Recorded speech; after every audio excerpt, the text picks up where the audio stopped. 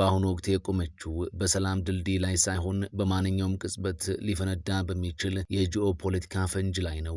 ለብዙ አስርተ ዓመታት ዳግመኛ ጦርነት አይመጣም ብለን ያመንበት ያረጀው የዓለም ስርዓት ዛሬ በሞስኮ በሚተኮሱ ሚሳኤሎች፣ በኔቶ ብረት ለበስ ታንኮችና በሰሜን ኮሪያ የኒውክሌር ዛቻዎች እየተናወጠ ቀጥሏል። በምስራቅ አውሮፓ የዩክሬን ሜዳዎች በደም ሲጨማለቁ፣ በመካከለኛው ምስራቅ የእስራኤልና የኢራን ጥላቻ ሰማዩን በድሮንና በሚሳኤል እያራደው ይገኛል።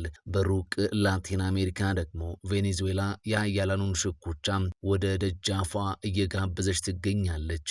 ይህ የሀያላን መንግስታት የቼዝ ጨዋታ ግን በቤተ መንግስት ብቻ የተገደበ አይደለም። ከእያንዳንዱ ሚሳኤል ጀርባ የነዳጅ ዋጋ መናር፣ ከእያንዳንዱ ማዕቀብ ጀርባ የዳቦ መወደድና ከእያንዳንዱ የቃል ፍጥጫ ጀርባ የሶስተኛው ዓለም ጦርነት ስጋት አጥልቷል። ዓለም ወደ ሁለት ጎራ ተከፍላ አንዱ የሌላውን ውድቀት በሚመኝበት በዚህ አደገኛ የታሪክ ምዕራፍ እኛ የዚህ ሁሉ ውጤት ሰለባዎች ወይስ ታዛቢዎች ነን? ለመሆኑ የሞስኮ ቁጣ፣ የኔቶ ዝግጅትና የፒዮንግያንግ ድንገተኛ ጣልቃ ገብነት ዓለማችንን ወዴት እየገፏት ነው? ይህ ኢትዮፕላስ ነው። ኢትዮፕላስን ሰብስክራይብ፣ ቪዲዮዎቹን ደግሞ ላይክ እና ሼር በማድረግ ጥቂት ደቂቃዎችን ከኛ ጋር እንድትቆዩ በአክብሮት እንጋብዛችኋለን።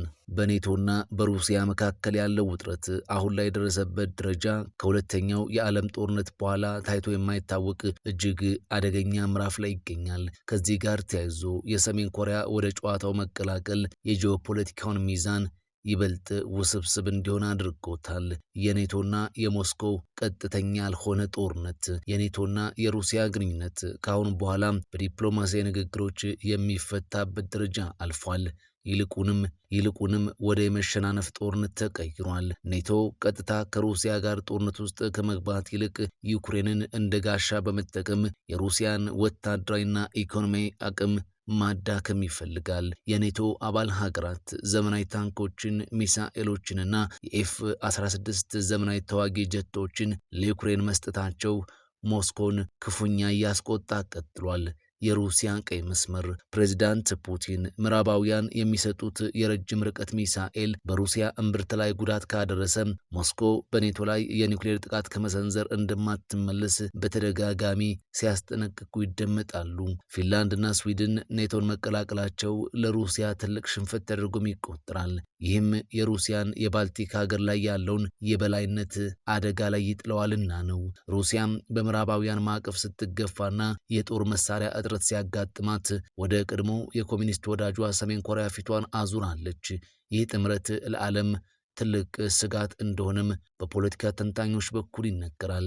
ሰሜን ኮሪያ በሚሊዮኖች የሚቆጠሩ የመድፍ ጥይቶችንና ባላስቲክ ሚሳኤሎችን ለሩሲያ እያቀረበች ትገኛለች።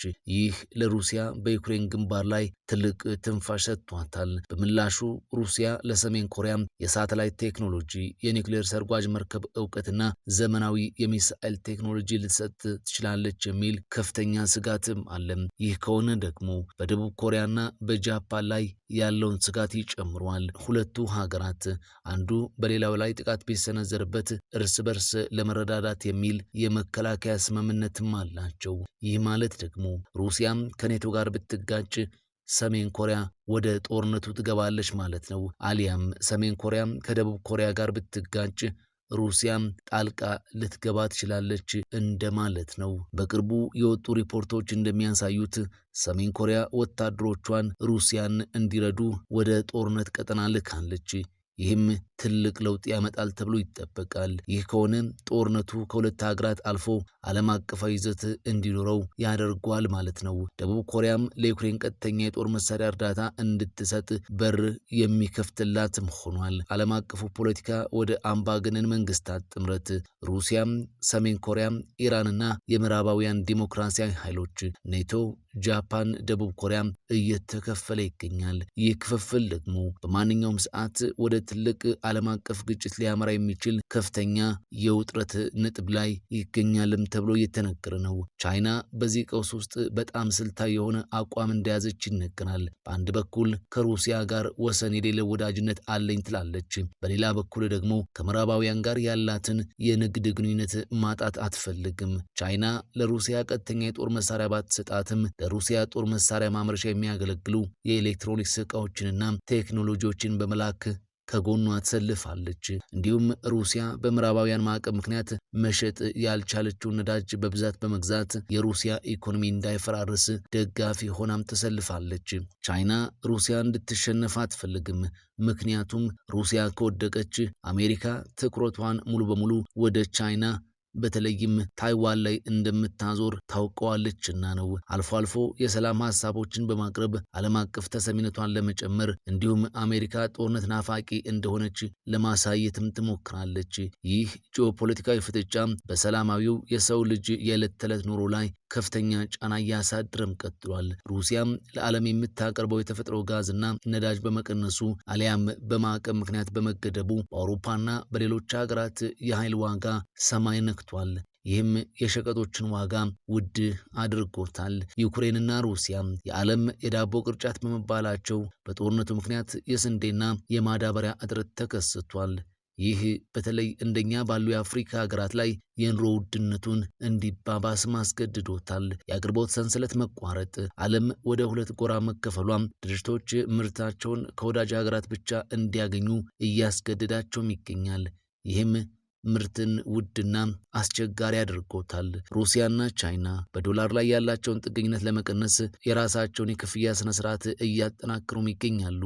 ይህ ዲዶላራይዜሽን ይባላል። ይህም የዶላርን የዓለም የበላይነት ሊፈታተን ይችላል ተብሎ ይታሰባል። አሜሪካም በኢራን ሊኖራት የሚችለውን ጣልቃ ገብነት በተመለከተም ለፕሬዝዳንት ዶናልድ ትራምፕ የተለያዩ ወታደራዊ አማራጮች እንደቀረቡት ሰምቷል። ኢራን ጥቃት ከተፈጸመባት የአጸፋ እርምጃ እንደምትወስድም በበኩሏ ዛቿን እያሰማች ቀጥላለች። ባለፈው ሰኔ ኢራንና እስራኤል ለ12 ቀናት በቀጥታ ተዋግተዋል። ውጊያው መጨረሻ ላይ የአሜሪካ አየር ኃይል በኢራን 3 የኒውክሌር ማዕከላት ላይ ጥቃትን ፈጽሟል። በኢራን ህዝባዊ ተቃውሞ ሲነሳ የአሁኑ የመጀመሪያው አይደለም። ከዚህ ቀደምም ተቃውሞዎች ተቀስቅሰው በመንግስት የኃይል እርምጃ ተዳፍነዋል። ትራምፕ የአሜሪካ ጦር በኢራን ላይ ጥቃት እንዲፈጸም ትዕዛዝ ቢሰጡ ኢላማ የሚደረገው የኢራን ጠንካራ ወታደራዊ ክንፍ የሆነው እስላማዊው አብዮታዊ ዘብ ይሆናል ተብሎም እየተነገረ ነው። የኢራኑ ጠቅላይ መሪ አያቶላህ አሊ ካሚኒ ኢላማ ሊደረጉ እንደሚችልም መረጃዎች እያመላከቱ ነው። እርምጃ መውሰድ የአጸፋ ምላሽ ሊያስከትልም ይችላል። የኢራን መንግስት ተቃዋሚዎችን ዶናልድ ትራምፕን ማስደሰት የሚፈልጉ ከዳተኞች ብሏቸዋል። አሜሪካም ጥቃት ፈጽማ ንጹሐን ሰዎች የሚሞቱ ከሆነም የአሜሪካን የቦምብ ድብደባ የኢራን መንግስት ሊጠቀምበትም ይችላል። ኢራን የአጸፋ እርምጃ ከመውሰድ ወደ ኋላ አትልም። ኢራን ሚሳኤሎች ያሏት ሲሆን የየመን ሁቲ አማጽያን ይደግፏታል። ስትራቴጂክ የሆነውን የነዳጅ መተላለፊያ የሆርሙዝ ሰርጥ ኢራን ልትዘጋውም ትችላለች። ትራምፕ ኢራን ሁሉም አማራጮች በእጇ አይደሉም እያሉ ቀጥለዋል። ኢራን በሶሪያ አጋሯ የነበረውን የበሽር አልአሳድ አስተዳደር ናታለች። እስራኤልም ክፉኛ ጥቃቶችን ሰንዝራለች። ከ18 ወራት በፊት የነበራት ጥንካሬ ዛሬ የላትም ተብሎም ይነገራል። ዓለም አሁን ያለችበት ሁኔታ በጥጥ ላይ ያለ እሳት ትመስላለች። ኔቶ፣ ሩሲያም፣ ሰሜን ኮሪያና ቻይና እርስ በርስ የተሳሰሩባቸው ክሮች በጣም ስስ ናቸው። አንዱ ሀገር የሚወስደው የተሳሳተ እርምጃ መላውን ዓለም ወደማይወጣበት ቀውስ ሊከተውም ይችላል ተብሎ በብዙዎች እየተፈራ ነው።